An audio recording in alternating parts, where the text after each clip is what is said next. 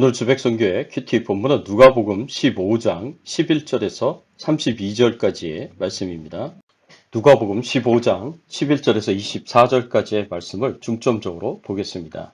또 이르시되 어떤 사람에게 두 아들이 있는데 그 둘째가 아버지에게 말하되 아버지여 재산 중에서 내게 돌아올 분깃을 내게 주소서 하는지라 아버지가 그 살림을 각각 나눠 주었더니 그 후 며칠이 안 되어 둘째 아들이 재물을 다 모아가지고 먼 나라에 가서 허랑방탕하여 그 재산을 낭비하더니 다 없앤 후 그 나라에 크게 흉년이 들어 그가 비로소 궁핍한지라 가서 그 나라 백성 중 한 사람에게 붙여 사니 그가 그를 들러 보내어 돼지를 치게 하였는데 그가 돼지 먹는 쥐염 열매로 배를 채우고자 하되 주는 자가 없는지라.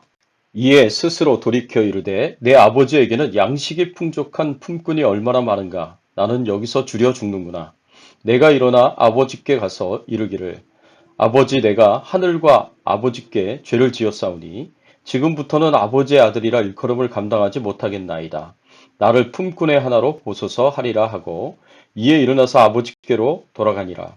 아직도 거리가 먼데 아버지가 그를 보고 치근히 여겨 달려가 목을 안고 입을 맞추니 아들이 이르되 아버지 내가 하늘과 아버지께 죄를 지었사오니 지금부터는 아버지의 아들이라 일컬음을 감당하지 못하겠나이다 하나 아버지는 종들에게 이르되 제일 좋은 옷을 내어다가 입히고 손에 가락지를 끼우고 발에 신을 신기라.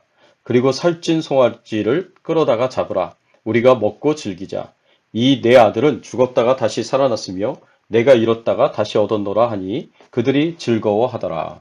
오늘 본문의 배경이 되는 이 그림은 예수님이 주신 탕자의 비유에서 탕자인 둘째 아들을 환영하는 아버지의 모습입니다. 오늘 본문에서 우리가 생각해 봐야 할 주제는 큰 죄를 지은 죄인이 하나님께로 돌아갈 때 어떤 결과가 주어질까입니다. 어떤 사람이 죄인입니까? 죄는 하나님의 말씀에 순종하는 것에 있어서 부족하거나 적극적으로 어기는 사람이 죄인입니다. 하나님의 말씀에 순종하는 데 있어서 100% 순종하는 것이 아니라 60%, 70% 순종하는 것도 죄라고 볼 수 있습니다. 뿐만 아니라 100% 불순종하는 것이 죄라고도 볼 수 있습니다. 그런데 하나님께서 우리가 얼마나 순종하는지를 다 알고 계십니다. 하나님께서 어디에나 다 계시는 분이시고 하나님께서 나의 모든 것을 아시는 분이시라는 사실에 우리는 어떻게 느끼고 있습니까? 불편하게 생각하지 않습니까? 아마 이런 생각을 가지고 있을지 모릅니다. 하나님은 죄인에 대해서 무자비하신 분이시다. 하나님은 죄를 너무나 싫어하시고 반드시 심판하시는 분이시다. 하나님은 죄인과 가까이 하지 않으시고 멀리 하시는 분이시다. 이런 생각을 하실 수 있습니다. 그래서 내가 하나님께 죄를 지었을 때 하나님 앞으로 나오기가 힘듭니다. 거리낌이 있습니다. 불편합니다. 될 수 있으면 하나님을 피하고 싶고 하나님으로부터 멀어지고 싶은 생각이 듭니다. 그런데 이런 생각의 결과는 사실 비참합니다. 우리가 하나님으로부터 멀어지고 하나님을 떠난 삶을 오랫동안 살게 되면 우리는 점점 하나님으로부터 멀어진 것에 대한 삶의 비참함을 경험하게 됩니다. 그래서 우리가 정말 죄의 비참함을 철저하게 느낄 때 죄의 결과가 얼마나 비참한 것인지를 철저하게 처절하게 느끼게 될 때 그래서 내가 인생의 가장 밑바닥에 있다고 생각될 때 더 이상 내려갈 데가 없을 정도로 철저하게 내려갔다고 생각이 되었을 때 어떻게 하겠습니까? 혹시 마지막 희망이라는 생각을 가지고 하나님께로 돌아가면 어떤 일이 일어나겠습니까? 어떤 결과가 주어지겠습니까? 하나님께서는 우리를 기다리시며 우리를 용서하여 주시고 우리의 신분을 회복시켜 주십니다. 오늘 본문에 기록된 두 번째 아들이 바로 이런 상황에 있었습니다. 둘째 아들은 아버지를 떠나고 싶었습니다. 더 이상 아버지 권위 아래에 있는 것을 원하지 않았습니다. 아버지는 그저 답답하고 피곤하고 힘들게 하는 분일 뿐이다 라는 생각을 가졌습니다. 그래서 아버지를 떠나고 싶었습니다. 그리고 자신에게 올 유산을 달라고 요청합니다. 둘째 아들은 스스로 아버지와의 교제로부터 떠났습니다. 아버지의 권위에 순종하고 아버지를 경외하는 아들의 의무로부터 떠났습니다. 아버지의 돌봄과 감독 없이 둘째 아들은 이 세상에서 큰 재물들을 낭비했습니다. 그런데 가뭄이 오게 되었고 이 가뭄은 안 그래도 사라져가는 재벌의 큰 문제가 되었습니다. 결국에는 완전히 빈털터리가 되었고 홈리스가 되었습니다.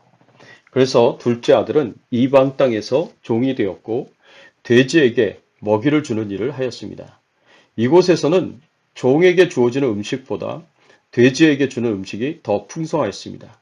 둘째 아들은 돼지 앞에 놓여진 음식을 탐하기까지 하였습니다. 그렇지만 그는 돼지의 음식을 먹는 것이 허락되지 않았습니다. 둘째 아들은 아버지의 집에 있을 때 자신이 누렸던 그 특권들을 기억했습니다.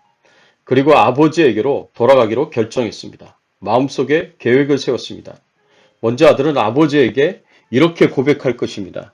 누가복음 15장 18절 말씀에 보면 내가 일어나 아버지께 가서 이르기를 아버지 내가 하늘과 아버지께 죄를 지었사오니 그 다음에 아버지에게 이렇게 제안할 것입니다. 19절 말씀에 보면 지금부터는 아버지의 아들이라 일컬음을 감당하지 못하겠나이다. 나를 품꾼의 하나로 보소서 하리라 하고 둘째 아들은 아버지에게 자신을 즉시 아들의 권리를 회복시켜 달라고 하지 않을 것입니다. 그러나 자신의 진실됨을 밝히 알릴 기회를 요청할 것입니다. 그런데 아버지는 무서운 아버지가 아니십니까?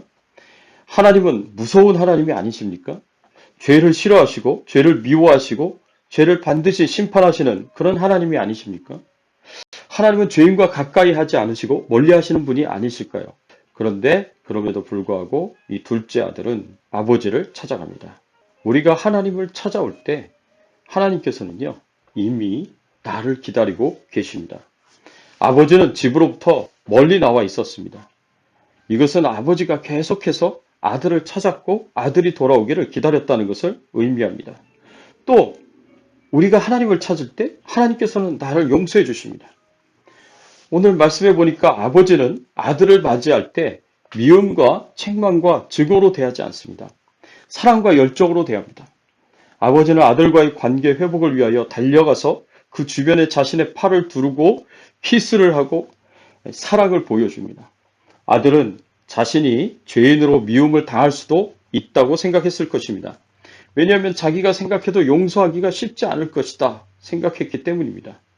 그런데 둘째 아들이 아버지를 찾아간다고 하더라도 아버지로부터 완전한 용서를 받을 것이라고는 기대하지 못했을 것입니다.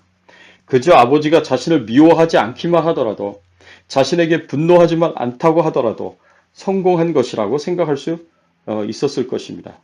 그런데 놀랍게도 아버지는 이 방탕한 아들에게 달려와서 두 팔을 벌려 환영해 주었고 키스하며 반가워하였습니다. 아버지는 자신을 미워하지도 않으셨고 자신을 싫어하지도 않으셨고 분노하지도 않으셨습니다. 여전히 사랑하셨습니다. 아들은 아버지를 떠나 있는 동안에도 사랑을 받았던 것입니다. 아들의 아버지와의 관계는 그의 쓸모 있음에 달려있지 않습니다. 이것은 전적으로 아버지의 사랑에 달려있는 것입니다. 이 아들은 아버지의 종이 되기를 바랐지만 아버지는 한 번도 아들을 종으로 삼으려고 생각해 본 적이 없습니다. 한 번도 아들을 자신의 사랑에서 끊어본 적이 없습니다. 우리가 하나님을 찾아올 때 우리를 하나님의 자녀로 그 신분을 회복시켜 주십니다. 아버지는 거지가 되어 돌아온 아들에게 최고의 옷을 입힙니다. 이 고급스러운 옷은 아버지의 장자권을 가진 아들에게 속한 유산을 의미합니다. 마치 야곱이 요셉에게 입혔던 것처럼 말입니다. 아버지는 최고의 옷을 아들에게 입힘으로 인해 마치 장자에게 하는 대접을 해주었습니다. 더 나아가서 반지를 아들에게 끼워줬습니다. 이 반지는 아버지의 사인이 새겨진 인장 반지였습니다. 이 반지는 아버지의 권위를 상징합니다. 이 인장 반지로 인해 아들은 아버지의 이름으로 아버지의 사업을 할 수 있게 되었습니다. 신발이 신겨졌습니다. 종들은 신발을 신지 않습니다. 그런데 이 신발은 아들을 상징합니다. 아버지는 아들의 귀환을 기대하고 있었고 그래서 아들의 귀환 때 축제를 벌일 준비로 살찐 송아지를 준비하였습니다. 아버지는 이 아들의 신분과 위치를 완전히 회복시켜 주었습니다. 아버지의 관계와 교제를 완전히 회복시켜 주셨습니다. 아들은 아버지를 떠날 때와 다를 바 없는 동일한 신분과 위치를 회복할 수 있었고 아버지와의 관계와 교제에도 온전히 회복할 수 있었습니다. 아들이 아버지로부터 용서를 받고 회복될 수 있었던 것에 아들이 한 것은 아버지에게로 돌아가겠다고 마음을 먹고 아버지에게로 간 것뿐이었습니다. 이 모든 것을 이루신 분은 아버지이십니다. 아들을 기다리신 것도 아버지이시고 아들을 변함없는 사랑으로 용서하고 받아준 것도 아버지이셨습니다. 더 나아가서 아들의 위치와 자리와 관계와 교제를 완전히 회복하게 하신 것도 아버지이셨습니다. 이것이 우리를 향한 하나님 아버지의 사랑입니다. 하나님 아버지의 실패하지 않는 사랑, unfailing love입니다.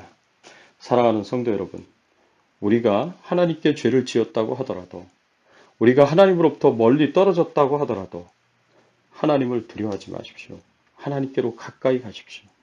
하나님을 향하여 고개를 돌리기만 하더라도 여러분들을, 우리들을 바라보시며 오랫동안 기다리셨던 하나님 아버지의 그 인자하신 눈을 보실 수가 있을 것입니다.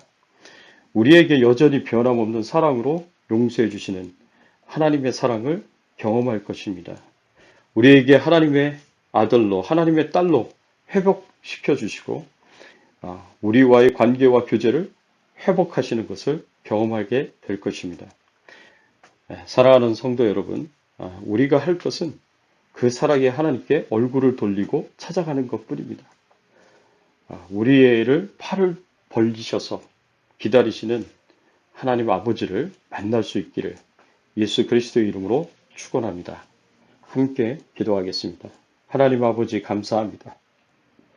그렇습니다. 우리가 집 나간 탕자와 같이 하나님으로부터 멀어진 자들이었고 또 세상 죄악에 물들어서 하나님 온갖 타락하고 부패한 삶을 살다가 비참한 상태에 이르게 되었을 때, 영적으로 파산한 상태에 이르렀을 때 우리가 다시 하나님 아버지의 그 인자하신 사랑을 기대하며 용서하시는 그 사랑을 기대하며 하나님을 향하여 눈을 들었을 때 우리를 기다리시고 두 팔을 벌려 환영하여 주시고 우리의 모든 죄를 다 용서해 주시며 하나님의 자녀의 신분을 주시고 하나님의 자녀로서 하나님이 주시는 축복과 은혜를 누리며 살아갈 수 있도록 하나님께서 인도하여 주시고 하나님과의 관계와 교제를 온전히 회복시켜 주셔서 풍성한 하나님의 사랑 가운데 거하게 하시는 그 모든 은혜를 생각하며 하나님께 감사를 드립니다. 하나님, 늘 하나님 앞으로 다시 돌아가고 다시 돌아갈 수 있는 저희들의 신앙이 되게 하여 주시옵시고